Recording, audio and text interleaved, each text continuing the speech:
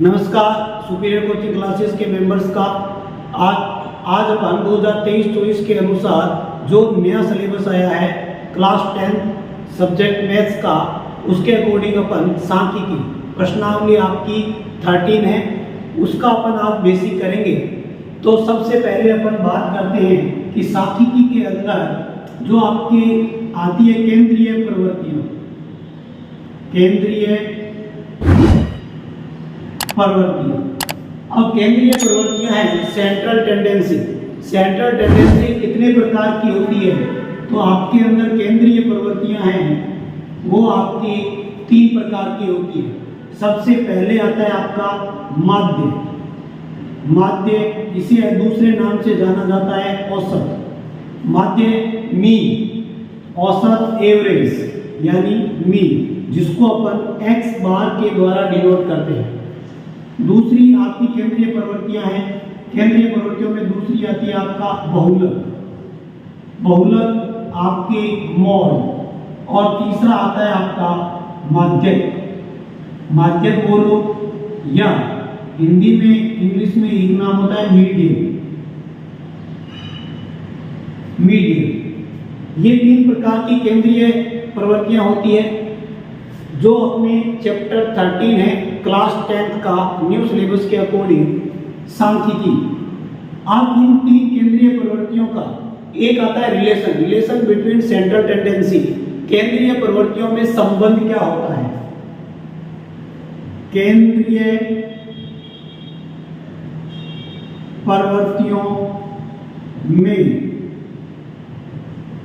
संबंध, relation between central tendency. तो बेटा क्या होता है? 3 माध्यक बराबर होता है 2 माध्य प्लस बहुलक। ये जो आपका जो इनके बीच में संबंध है, ये संबंध डायरेक्टली आपका ऑब्जेक्टिव क्वेश्चंस के अंदर पूछ लिया जाता है कि बताएं कि केंद्रीय प्रवृत्तियों में संबंध निम्नलिखित में से है। तो आपको ये आपका जो संबंध है इसे आपको याद रखना पड़ेगा।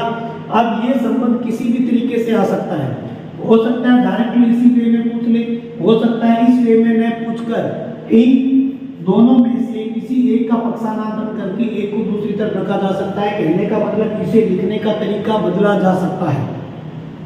या फिर क्या करते हैं, क्वेश्चन क्या बनेगा, क्वेश्चन ऐसा भी पूछा जा सकता है कि आपको बोल दिया जाएगा कि निम्नलिखित आंकड़ों का माध्यक 25 तथा बहुलक 15 हो तो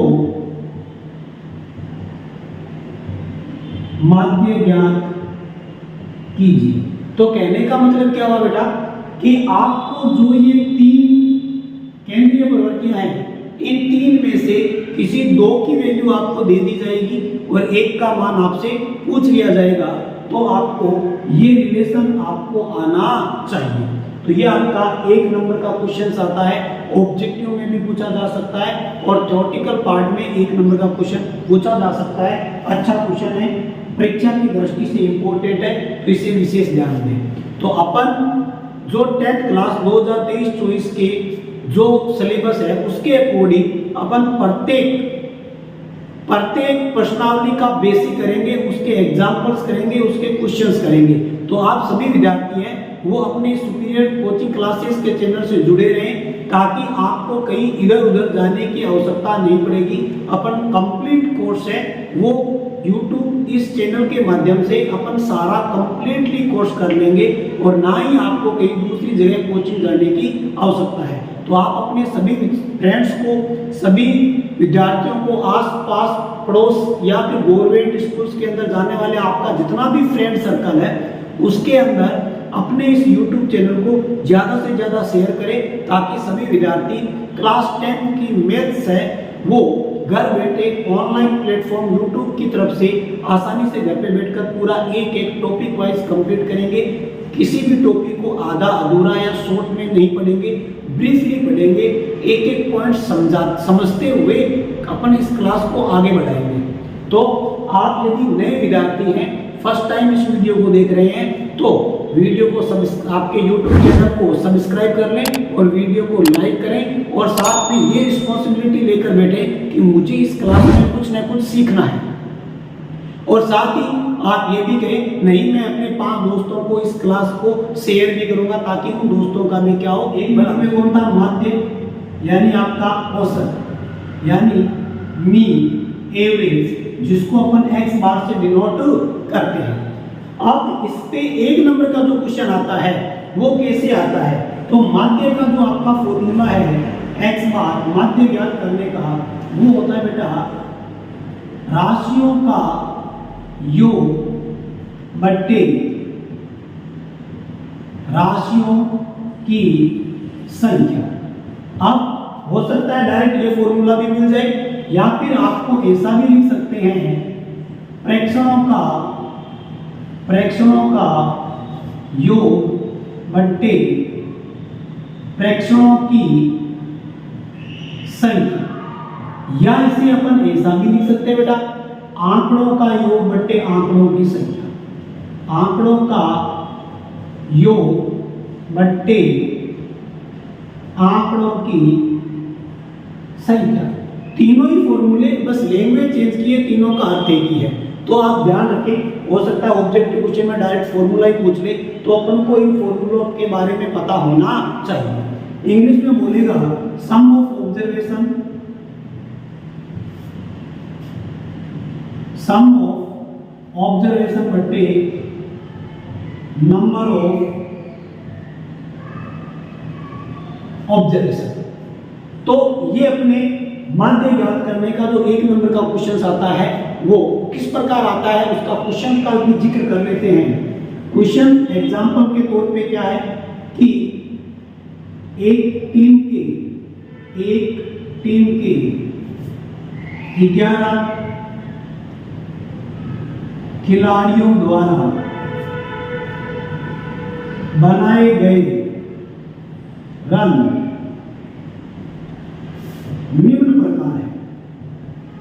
निम्न प्रकार है। वो रन डाल दिए 0, 10, 50, 20, 5, 15, 20, 35, 75, 10, 5, 0, 1, 2, 3, 4, 5, 6, 7, 8, 9, 10, 11, एक जगह हो गया। ये एक टीम के 11 खिलाड़ियों द्वारा बनाए गए रन हैं। तो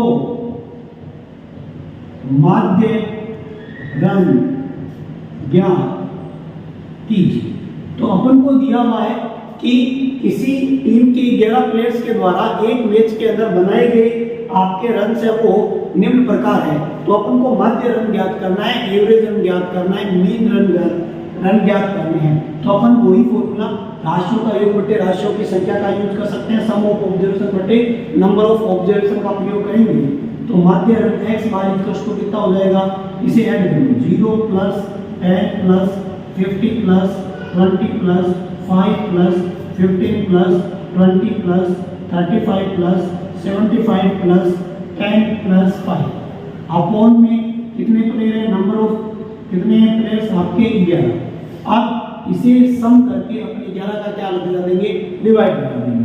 तो इसे ऐड करेंगे तो कितना हो जाएगा 60, ये हो जाएगा 80, 85, 90, 100, ये 120, 120 और 35 कितना 155, 155, 160, 160 और 70 कितने हो गए 230, 230, 240 और 245, 245 बटे 11। अब 245 में आप लोग 11 का क्या कर देंगे, डिवाइड कर देंगे। तो आप अपने रफ कॉपी में 245 में 11 का भाग लगा के चेक कर ले आंसर कितना आएगा। 11 दूने 22, 2 5 उतार लिया, 11 दूने 22, 25 में से 22 गया 3.0, 11 दूने 22, 8.0, 11 7 77। तो अपना आंसर कितना आया 22.27 रन। ये अपना क्या आ जाएगा, आंसर आ जाएगा। जो 1 नंबर का क्वेश्चन आता है वो इस प्रकार का क्वेश्चन होता है। आई होप, उम्मीद करता हूँ कि आप लोगों को ये क्वेश्चन, ये छोटा सा फॉर्मूला समझ में आया होगा। ये केवल माध्य का स्टार्टिंग पार्ट है जो अपने 9th में भी आता है। अब अपने बेटा इसी फॉर्मूले को अभी तक अपन ने क्या लिखा था, लैंग्वेज में लिखा था। अब अपन इस फॉर्मूले को मैथमेटिक्स के रूप में लिखते हैं तो कैसे लिखेंगे, तो मैथमेटिक्स के रूप में लिखने जा रहा हूँ। तो मैथमेटिक्स के रूप में लिखेंगे तो देखो कैसे लिखेंगे, जैसे आपने लिखा अभी तो वही लिख रहा हूँ, राशियों का योग बट्टे राशियों की संख्या, राशियों का योग बट्टे राशियों की संख्या। ये तो आपने भाषा के रूप में लिखा है। इसे आप लोग मैथमेटिक्स के रूप में लिखना चाहते हो तो एक छोटे से एग्जांपल से समझो। राशि, अपने पास राशि भी होनी चाहिए। तो एक एग्जांपल के तौर पे लिया अपन ने, एग्जांपल के तौर पे क्या लिया अपन ने, राशि ली। क्या राशि ली, A1 A2 A3 dot dot dot dot A।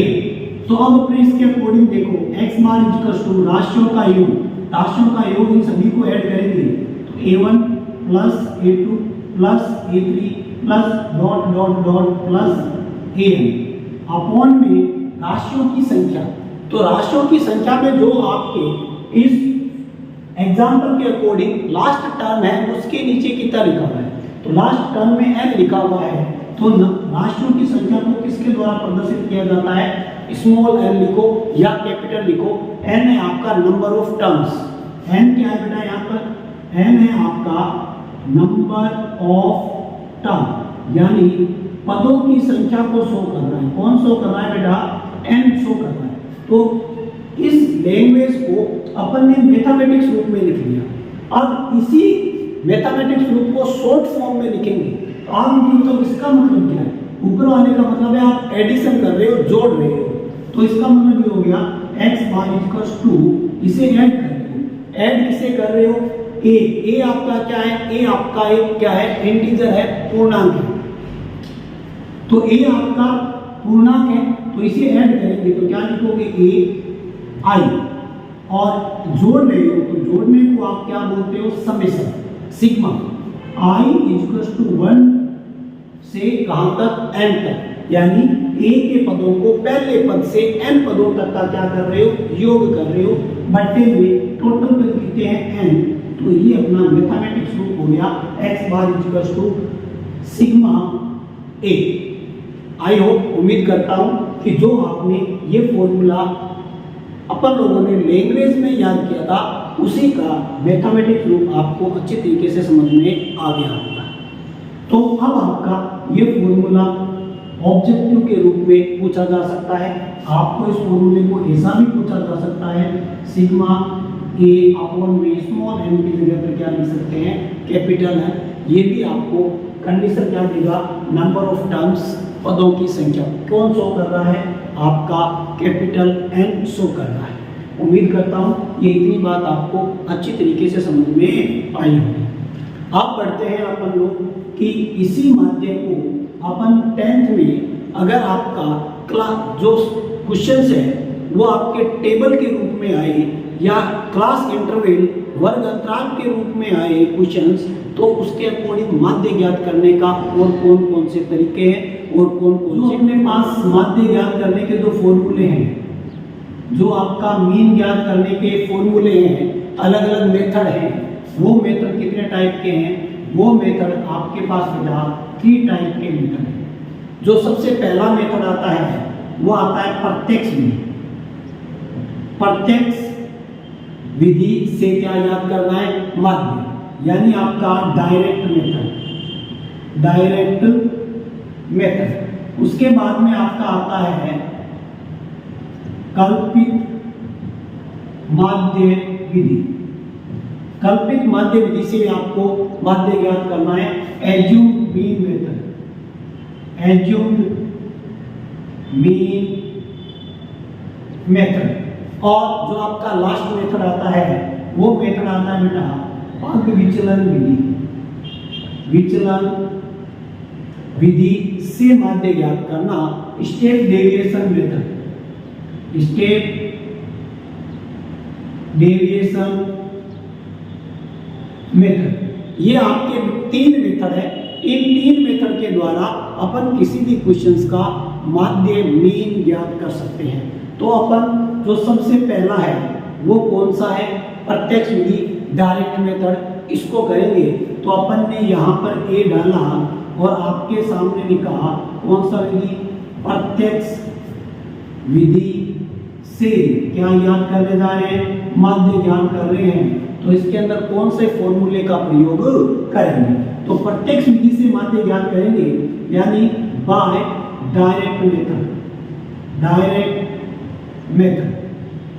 Method से क्या याद कर रहे हैं? अपन मीन याद कर रहे हैं। तो आपके x bar equal to sigma fx upon में सिग्मा f। इस फॉर्मूले की सहायता से अपन लोग डायरेक्ट मेथड से मीन ज्ञात कर सकते हैं। डायरेक्ट मेथड का मीन ज्ञात करने का फॉर्मूला है x bar equal to sigma fx बटा सिग्मा f। उसके बाद में आपके सामने ये फॉर्मूले बता रहा हूं। इसके बाद में अपन एक एक क्वेश्चन एग्जाम्पल के साथ सभी मेथड का सोल्व करेंगे। सेकंड बी है आपका कल्पित विधि से माध्य ज्ञात करने का फॉर्मूला। तो इसका जो फॉर्मूला है वो आपके है x bar equal to a plus sigma F D बटा सिग्मा एफ। इस मेथड के इस फॉर्मूले के द्वारा अपन कल्पित माध्य विधि का प्रयोग करके अपन मीन ज्ञात कर सकते हैं। और स्टेप डेरिवेशन से अपन माध्य ज्ञात करने का फॉर्मूला है a प्लस सिग्मा एफ बटे सिग्मा एफ इंटू एच। अब अपन प्रत्येक मेथड का फॉर्मूला लेंगे, उसको ब्रीफ से पढ़ेंगे, फिर सेकंड मेथड को लेंगे, उसका फॉर्मूले को ब्रीफ से पढ़ेंगे, फिर थर्ड मेथड का फॉर्मूला लेंगे, उसको अपन ब्रीफ से पढ़ा। प्रत्यक्ष विधि से माध्य ज्ञात कर रहे हैं। तो इसका फॉर्मूला भी अपन ने पढ़ा है x bar equal to sigma fx बटा सिग्मा f। यानी ये क्या कह रहा है? ये कह रहा है कि fx के पदों को जोड़ो बट्टे में f के पदों को जोड़ो, f के पदों का योग। f के पदों का f क्या है? f है आपकी फ्रीक्वेंसी बारंबारता। f किसको शो कर रहा है? f शो कर रहा है आपकी फ्रीक्वेंसी। किसको शो कर रहा है? बारंबारता को शो कर रहा है। बात आती है कि सर x क्या है? x आपका होता है वर्ग चिन्ह। x क्या होता है? वर्ग चिन्ह, क्लास मार्क। अब बात करते हैं कि क्लास मार्क क्या होता है, वर्ग चिन्ह क्या होता है। जब आपका क्वेश्चन क्लास इंटरवल में दे रखा होता है, उस केस में वर्ग चिन्ह कैसे ज्ञात किया जाता है? जैसे मान लो आपको क्वेश्चन दिया हुआ है, यहाँ पर वर्ग अंतराल दिया हुआ है और यहाँ पर आपकी बारंबारता दी हुई है। यहाँ पर 10 से 20, 20 से 30, 30 से 40, 40 से 50, यहाँ पर फ्रीक्वेंसी 1, 5, 2, 3 इस प्रकार फ्रीक्वेंसी दी हुई है। अपन को ये दिया हुआ है, बट अपन को क्या निकालना पड़ेगा? अगर डायरेक्ट मेथड का यूज कर रहे हो तो आपके पास बारंबारता f गिवन है, बट आपको x वाली टर्म निकालनी पड़ेगी। तो अपन यहाँ पर वर्ग चिन्ह कैसे ज्ञात करते हैं? तो x यानी जो आपका वर्ग चिन्ह है, जो क्लास मार्क है, उसका फॉर्मूला होता है बेटा अपर लिमिट यानी ऊपरी सीमा प्लस निम्न सीमा बट्टे 2। ऊपरी सीमा का मतलब होता है कोई भी क्लास है, कोई एक क्लास ले लो, उसमें बड़ी वैल्यू ऊपरी सीमा कहलाती है, छोटी वैल्यू निम्न सीमा कहलाती है। तो इसका मतलब बड़ी संख्या, और ये होता है निम्न सीमा। इसे आप निचली सीमा भी बोल सकते हो, छोटी संख्या। Upper limit plus lower limit by 2, ये क्या हो जाएगा आपका upper limit plus lower limit by क्या हो जाएगा 2। यानी जैसे मान लो ये क्लास लिया तो इसके अंदर ये वाली है वो आपकी क्या कहलाती है? अपर लिमिट कहलाती है, और ये वाली लिमिट है वो आपकी क्या कहलाती है? लोअर लिमिट कहलाती है। उम्मीद करता हूँ ये चीज आपको समझ में आई होगी। जो आपका डायरेक्ट मेथड में जो फॉर्मूला है उसकी अपन ने ब्रीफ से पता किया है कि ये क्या होता है।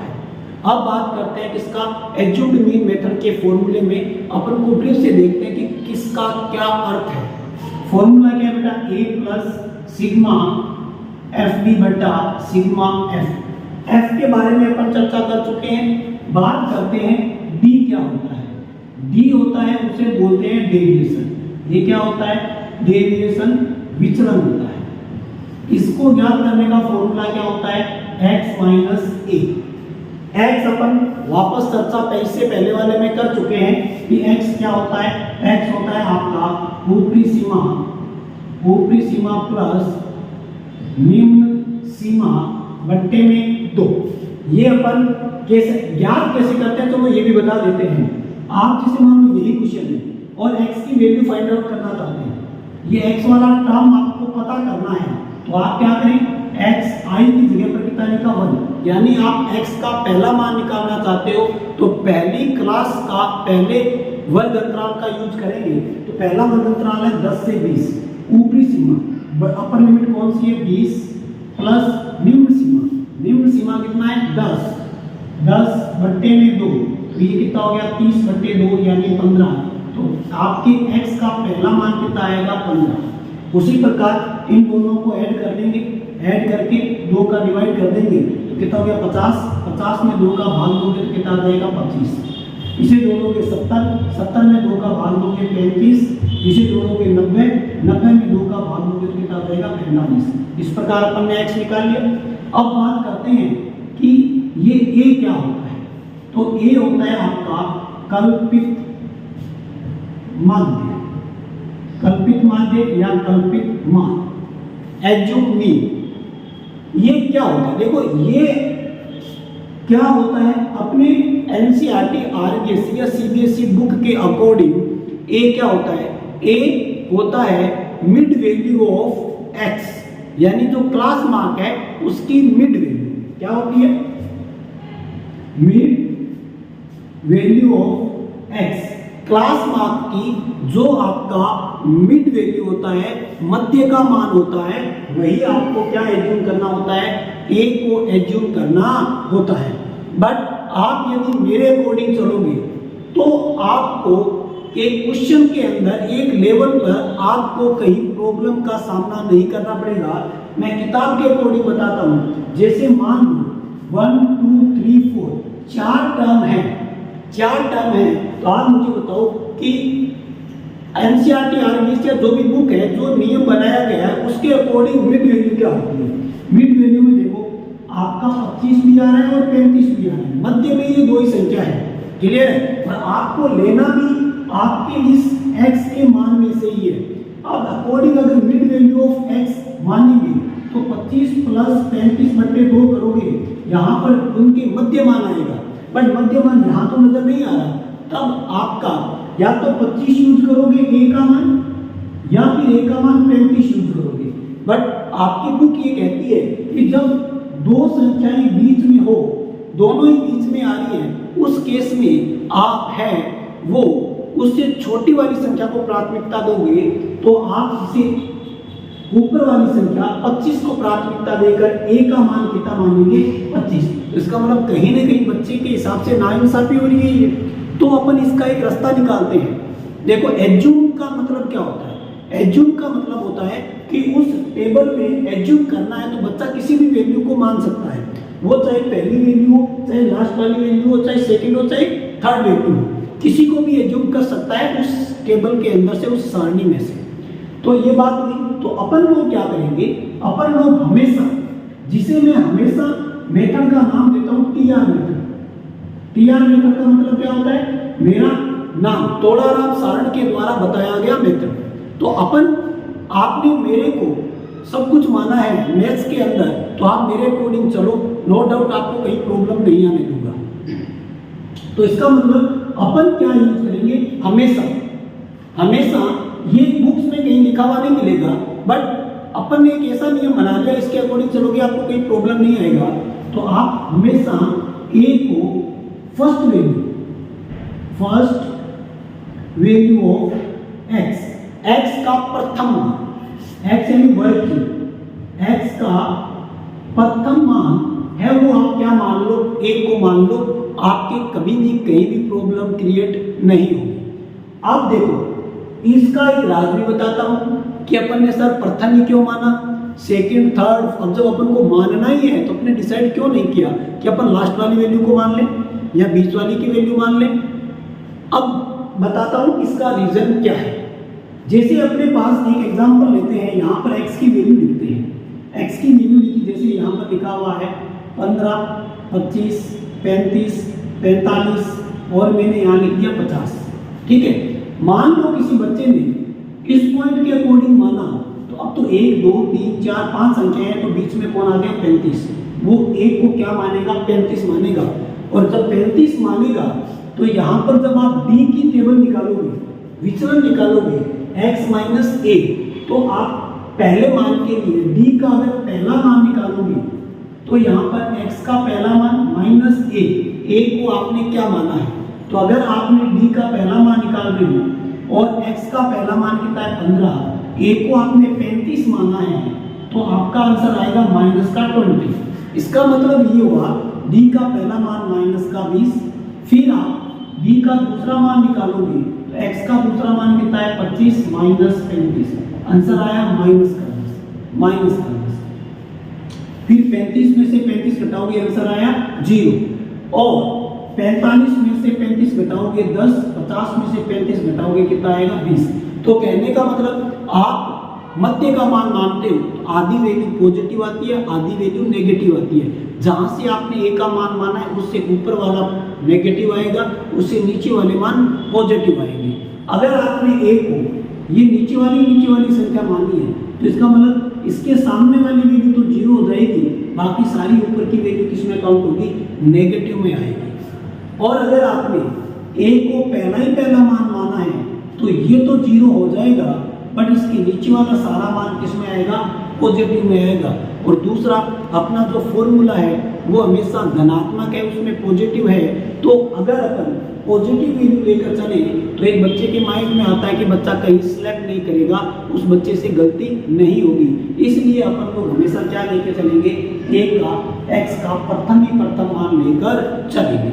यहाँ पर बच्चा कहीं ना कहीं माइनस और प्लस के अंदर कंफ्यूज हो जाता है, तो अपन ऐसी कंडीशन क्रिएट ही नहीं करेंगे ताकि बच्चे का कंफ्यूजन हो। आई होप, उम्मीद करता हूँ ये चीज आपको अच्छी तरीके से समझ में आ गई। इसके करते हैं बेटा, अब विचलन विधि से मान्य यानी step deviation method. Step deviation method से x बार इक्वल्स टू क्या होता है, a plus sigma f u बटा sigma f into h। a के बारे में अपन ने पता कर लिया, पता करते हैं u। f के बारे में जानते हैं u क्या होता है। u को बोलते हैं स्टेप डेविएशन। क्या बोलते हैं, स्टेप डेविएशन यानी पग विचलन। इसका जो फॉर्मूला होता है वो d अपॉन में h। d अभी अपन याद करके आए हैं, d क्या होता है, d होता है x माइनस a अपॉन में h। अब आप लोग x के बारे में भली बातें जानते हैं, a के बारे में जानते हैं। a कैसा पता करेंगे, a आपका होगा अपने अकॉर्डिंग, क्योंकि अपने अकॉर्डिंग चलेंगे तो इजी रहेगा। क्या होगा, a होगा आपका x का पहला मान जो अपन मानेंगे, और x वर्ग चिन्ह आपको निकालना आता है। बात करते हैं h। h क्या होता है, h होता है वर्ग अंतराल का माप। वर्ग अंतराल का माप यानी उस वर्ग अंतराल का साइज क्या है, वो साइज आपका क्या कहलाएगा, h कहलाएगा। उसके बाद में अपन स्टेप डेविएशन के अंदर इतना ही ब्रीफ था। इसका जब अपन क्वेश्चन सोल्व करेंगे, ध्यान में रखना, यदि आप a को x का प्रथम मान मानते हैं, स्टेप डेविएशन आपका सबसे इजी क्वेश्चन हो जाता है। आपको सोचने की आवश्यकता नहीं होगी, कितना ही बड़ा क्वेश्चन हो, कितने ही डाटा हो, कोई फर्क नहीं पड़ता। एक टेबल स्टेप डेविएशन वाली जो सारणी है, u का मान ज्ञात करने वाली सारणी है, वो मैं आपको चुटकियों में बता दूंगा कि सब कोई सा भी क्वेश्चन उठा लो, सारे क्वेश्चंस में यही वैल्यू रहेगी। क्वेश्चन कोई सा ही हो, बट u का मान चेंज नहीं होगा। क्वेश्चन चेंज हो सकता है, u का मान चेंज नहीं हो सकता। तो स्टेप डेविएशन का ये सबसे बड़ा बेनिफिट है। तो ये अपन जैसे क्वेश्चंस करेंगे तब उस वक्त आपको मैं और अच्छी तरीके से समझा देंगे। क्वेश्चंस आएगा तब आपको और अच्छी तरीके से पता चल जाएगा। क्लियर है। तो ये अपने माध्य के जो बेसिक था वो माध्य का बेसिक किया है अपन ने। अब अपन इन तीनों बेसिक पर, तीनों विधियों के फॉर्मूला पर नेक्स्ट क्लासेस के अंदर अपन इनके क्वेश्चन सोल्व कर लेंगे, जिसके अंदर 13.1 13.1 एक्सरसाइज है वो आपकी क्या हो जाएगी, कंप्लीट हो जाएगी। तो उम्मीद करता हूँ आपको ये आपका बेसिक है वो अच्छी तरीके से समझ में आया होगा। तो आप न्यू विद्यार्थी हैं तो अपने सुपीरियर कोचिंग क्लासेस को सब्सक्राइब कर लें, बेल आइकन को ऑन कर लें, ताकि आपके नए वीडियो का नोटिफिकेशन है वो सबसे पहले मिल सके। और साथ ही ये डिसाइड कर लें कि अपन ऑनलाइन प्लेटफॉर्म पर पढ़ रहे हैं तो पूरी ईमानदारी के साथ, मैं कहता हूँ आप मेरे साथ 3 महीने जुड़ जाओ, मैं आपकी ज़िंदगी बदल दूंगा मैथ्स के अंदर, ये मेरा आपसे वादा है। और दूसरा, आप लोग ये नियम बना लो कि हम पढ़ेंगे तो हम 2 व्यक्तियों या 2 स्टूडेंट्स या 2 दोस्तों या 3 दोस्तों का भला करके जाएं। ताकि ये वीडियो भला करने का एक ही मकसद है कि अपने 3-4 दोस्तों में शेयर करें, ताकि वो विद्यार्थी भी जुड़ सकें और वो विद्यार्थी भी प्रॉपरली अपने मैथ्स का कोर्स और टाइम रहते हुए कंप्लीट कर सकें। ओके, धन्यवाद। नेक्स्ट वीडियो में मिलते हैं।